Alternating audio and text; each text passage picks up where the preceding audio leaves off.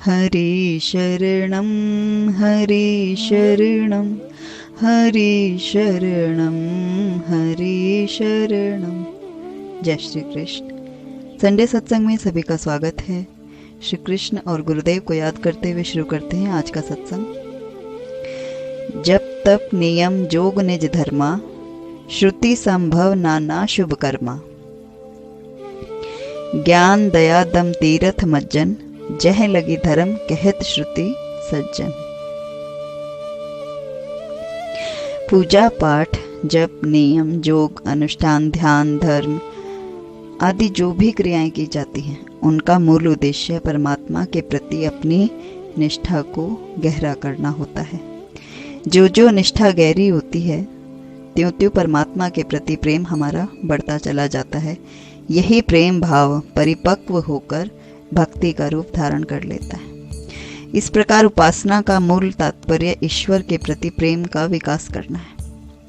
क्योंकि उपासना की हम कोई भी पद्धति अपनाएं, पूजा करें, पाठ करें, तीर्थ जाएं, नियम करें, ध्यान करें, मंदिर जाएं, अनुष्ठान करें, धार्मिक ग्रंथ पढ़ें, शास्त्र पढ़ें, कोई भी क्रिया करें, हर क्रिया का उद्देश्य तो यही है कि हमारा किसी भी भांति परमात्मा से प्रेम हो।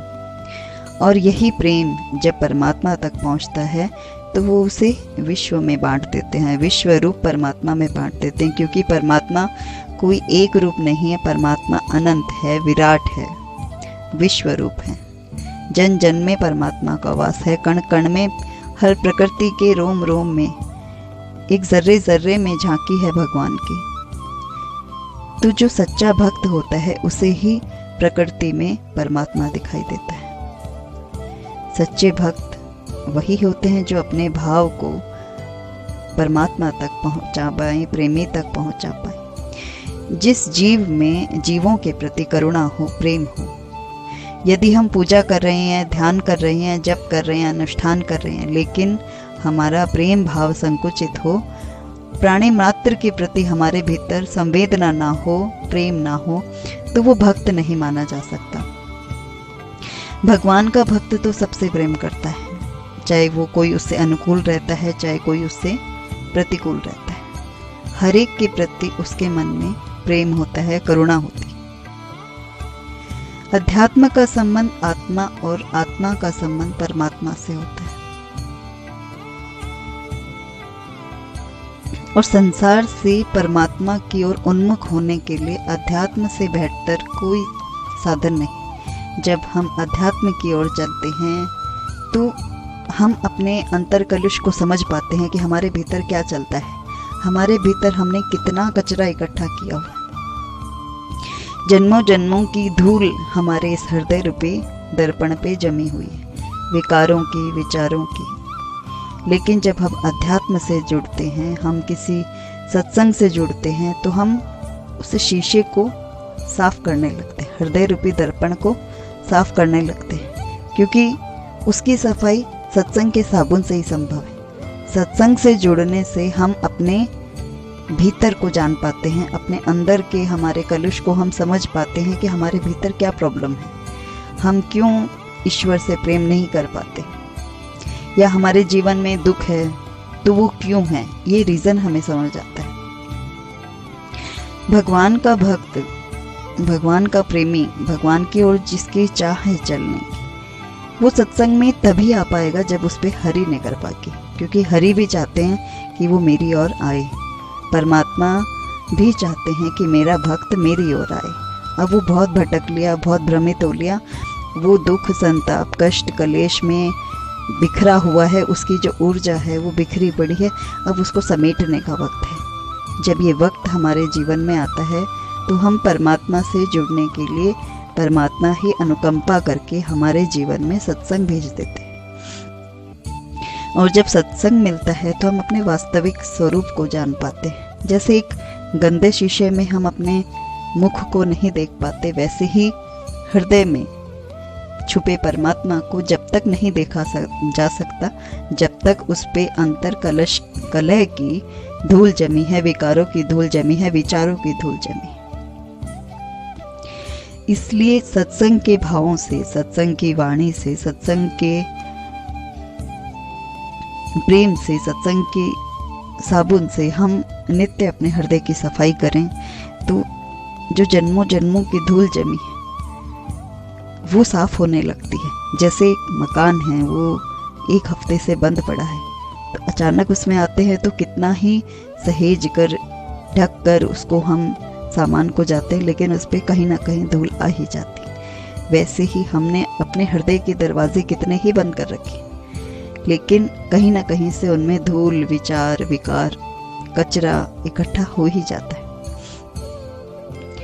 तो जब हरि कृपा करते हैं तो सत्संग अचानक से हमारे जीवन में आता है, किसी न किसी माध्यम से, किसी न किसी तरीके से। जैसे अब हम कहीं जा नहीं पा रहे, घर में ही हैं, फ़ोन के थ्रू भी जब हम सत्संग अटेंड करते हैं या सुनते हैं या पढ़ते हैं या कैसे भी हम सत्संग से जुड़े रहते हैं, तो किसी भी भाव को पढ़ने से जो भी भाव हमारे लिए होता है वही हमारे नज़र के सामने आता है। जैसे ही हम फ़ोन खोलते हैं या टीवी चलाते हैं या न्यूज़पेपर उठाते हैं हाथ में, तो सबसे पहले जो धार्मिक लाइन हमारे सामने आती है, कोई अध्यात्म से रिलेटेड भाव हमारे समक्ष आता है, वो परमात्मा ने हमारे लिए भेजा होता है कि आज तुम दिन की शुरुआत ऐसे करो, आज तुम्हारे लिए दिन ऐसा है। जबकि हम क्या करते हैं, न्यूज़पेपर की सुबह सुबह की नकारात्मक खबरें पढ़ते हैं, लेकिन उसी जगह सबसे पहले हम कुछ ईश्वर से रिलेटेड अगर पढ़ें, एक नियम बना लें जीवन का कि उठते ही एक थॉट ऐसा हो, एक ऐसा थॉट, एक प्रेरणा हमें ऐसे भीतर से मिले, चाहे हमें किसी माध्यम से मिले, फ़ोन, टीवी या न्यूज़पेपर के थ्रू मिले, हम एक लाइन हमारे लाइफ में ऐसे आए सुबह सुबह मॉर्निंग में उठते ही कि हमारा दिन बन जाता है, हमें अच्छा लगता है। तो जब ऐसे कनेक्ट होने लगते हैं धीरे धीरे हम सत्संग से, तो हमें समझ आने लगता था कि हम गलत कहाँ हैं, हमारी प्रॉब्लम क्या है। हमारे जीवन में हम पूजा पाठ, सत्संग, भजन सब कर रहे हैं, फिर हमारी दिक्कत क्या है, हमारी प्रॉब्लम क्या है, हमारे जीवन में दुख क्यों। और दुख हमारे जीवन में इसलिए आते हैं कि वो हमें अवसर बनते हैं, वो हमें मौका देते हैं आगे बढ़ने का। क्योंकि संसार से जब प्रेम नहीं मिलता है या संसार से तिरस्कार मिलता है, तो जीव ऑटोमेटिक ईश्वर की ओर चलने लगता है और ईश्वर के प्रेम में उसको आनंद आने लगता है, क्योंकि वही रूट उसके लिए होता है।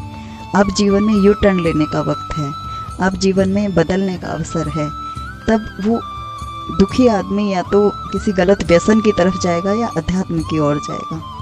तो जब जो व्यसन की तरफ जा रहे हैं, कोई मदिरालय या जुआ खेलने या किसी और खराब गतिविधि को करने जा रहे हैं, वो उनकी सोच है। लेकिन जिनको हरि ने चुना है वे सत्संग की ओर जाते हैं, अध्यात्म की ओर जाते हैं। वहाँ जाकर उनकी दुख, पीड़ा, चिंता, तनाव सब मिटने लगता है, क्योंकि वो स्ट्रेस फ्री हो जाते हैं। वो अपना स्ट्रेस ठाकुर के चरणों में रख देते हैं, अपना डिप्रेशन कृष्ण के चरणों में रख देते हैं कि अब मुझे कोई चिंता नहीं, क्योंकि मेरी नौका के आप खिवैया हो। मैंने अपनी नौका अब सौंप दी पतवार तुम्हारे हाथों में। मतलब मुझे क्या टेंशन है, मुझे कोई चिंता नहीं, जो करना है तुम करो, जैसे तुम चाहो वैसे मुझे रखो। जहाँ ले चलोगे वहीं मैं चलूँगा, जहाँ नाथ रख दोगे, जहाँ नाथ रख दोगे वहीं मैं रहूँगा, जहाँ ले चलोगे वहीं मैं चलूँ। मतलब हम उनकी उंगली पकड़कर निष्फिकर हो जाएं कि कृष्ण मैं तेरा हूँ, मैंने तेरे समक्ष मैंने अपनी सारी विपदा कह दी, अब मैं चिंतित नहीं हूँ, अब मेरा बोझ तेरे हाथ। ये बोझ की गठरी उठाए उठाए उठाए मैं थक चुका था, मैं बहुत परेशान था, मुझे समझ नहीं आ रहा था मैं किधर जाऊँ, क्या करूँ। तो जैसे ही वो गठरी हम उतारते हैं सिर से, बोझ की, पाप की, विकारों की, विचारों की, जैसे ही वो हम हरि के समक्ष रखते, क्योंकि वो बाधक है भजन में, कृष्ण का होने में वही एक बाधा हमारे बीच होती है। क्योंकि यूँ तो हम हरि के ही हैं, लेकिन जो विचारों की, विकारों की, अंतर कलश, द्वंद्व की जो पोटली हम सर पर रखते हैं, वो एक दीवार होती है, एक अड़चन होती है कृष्ण की ओर चलने के लिए। और जैसे ही वो बोझा हम उतार देते हैं सर पे से, वैसे ही वो उलझन सुलझन बनने लगती है। फिर तो नैन उलझते हैं ठाकुर से, और प्रेम होने लगता है, मज़ा आने लगता है, आनंद आने लगता है। और ऐसे भाग्यवान व्यक्ति की आनंद का, उसकी अनुभूतियों का क्या कोई वर्णन करेगा। जो प्रेम उसे हरि से मिलता है, जो प्रेम उसे संसारी नहीं दे पाए, जो रिश्ता संसारी नहीं मेंटेन कर पाए, वो रिश्ता जब वो हरि से बना लेता है तो उस रिश्ते में प्रेम ही प्रेम होता, असीम प्रेम। शायद संसारिक व्यक्ति वो प्रेम उतना नहीं दे पाता, जैसे किसी माता की संतान नहीं, लेकिन अगर वो गोपाल जी को अपना संतान बना ले तो कितना प्रेम अनुभव होता है। ठाकुर भी उससे डिमांड करते हैं या उससे बातें करते हैं या उसके खालीपन, उस अकेलेपन को दूर करते हैं। वैसे ही जब हम एक रिश्ता बना लेते हैं और अपनी सारी पीड़ाएं हरि को कहकर निष्फिक्र हो जाते कि अब तू रख, जैसे रख वैसे मैं रहूं, जैसे तू कहे वैसे मैं करूं, तो ईश्वर के प्रेम की जो पावन धारा बहने लगती है, उसकी अनुभूति, उस प्रेम पूर्ण अनुभव की अभिव्यक्ति करना किसी के वश में नहीं है। उसे तो एक प्रेमी ही समझ सकता है और कोई नहीं समझ सकता। अतः जब परमात्मा से हम प्रेम करते हैं तो परमात्मा अनंत गुना प्रेम हम में भर देता है, हमारे पास अनंत गुना ऊर्जा आ जाती है। आत्मविभोर होकर भाव भक्ति में भक्त तभी तो नाचता है, गाता है, और वो एक दूसरे के लिए हो जाते हैं। हम बने तुम बने एक दूजे के लिए, मतलब बस कृष्ण और मैं कृष्ण के लिए, कृष्ण मेरे लिए। तो प्रेमी और प्रेमास्पद अपना सर्वस्व त्याग करने के लिए तत्पर हो जाते। तो जो प्रेमी है उसे क्या चाहिए? कुछ भी नहीं चाहिए, उसे सिर्फ प्रेम की प्यास होती है। और जैसे ही वो प्रेम मिलता है हरि से, वो सब भूल जाता है, क्योंकि वो जो सांसारिक चीज़ें होती हैं जो उसे भटका रही होती है, अटका रही होती है, उन चीज़ों से उसका विरक्ति हो जाती है, उससे उसका छूटना इजी हो जाता है। प्रेम और त्याग का जीता जागता उदाहरण था जैसे एकलव्य, भील बालक था जिन्होंने गुरु को अपने हृदय में रखा। द्रोणाचार्य ने उनको डायरेक्टली कुछ नहीं सिखाया, लेकिन उनकी गुरु भक्ति ने उनके भीतर द्रोणाचार्य को प्रकट कर दिया। मतलब द्रोणाचार्य के रूप में परमात्मा उनके भीतर प्रकट हुए, क्योंकि उसकी भक्ति, उसकी निष्ठा सच्ची थी। उस मूर्ति में, जो द्रोणाचार्य की मूर्ति से उसने शिक्षा ली, तो मूर्ति ने वास्तव में तो कुछ नहीं सिखाया, लेकिन प्रेम, दृढ़ता ने, विश्वास ने, उसके सच्चे समर्पण ने द्रोणाचार्य के रूप में परमात्मा को उसके भीतर प्रकट कर दिया। तो एकलव्य जैसा धनुर्धर संसार में कहीं नहीं हुआ, लेकिन द्रोणाचार्य ने वास्तविक रूप से तो उनका अंगूठा दान में लेकर उनको धनुर्धर, बेस्ट धनुर्धर होने से रोक लिया, क्योंकि उनका प्रेम अर्जुन पे था। लेकिन परमात्मा कभी साइड नहीं लेता, परमात्मा एक तरफा नहीं होता। हालांकि भक्त के वश में भगवान है, भक्त के लिए भगवान अपने नियम बदल देते हैं, लेकिन फिर भी प्रेम, भक्ति और निष्ठा अपना कार्य करती है, सच्चा समर्पण अपना कार्य करता है। चाहे हम हो, चाहे आप हो, चाहे कोई भी हो, चाहे हम कितने भी भक्तों के चरित्र पढ़े, सबसे हमें एक ही प्रेरणा मिलती है कि प्रेम अगर सच्चा है तो वो जीव कुछ भी कर सकता है। जय श्री कृष्ण।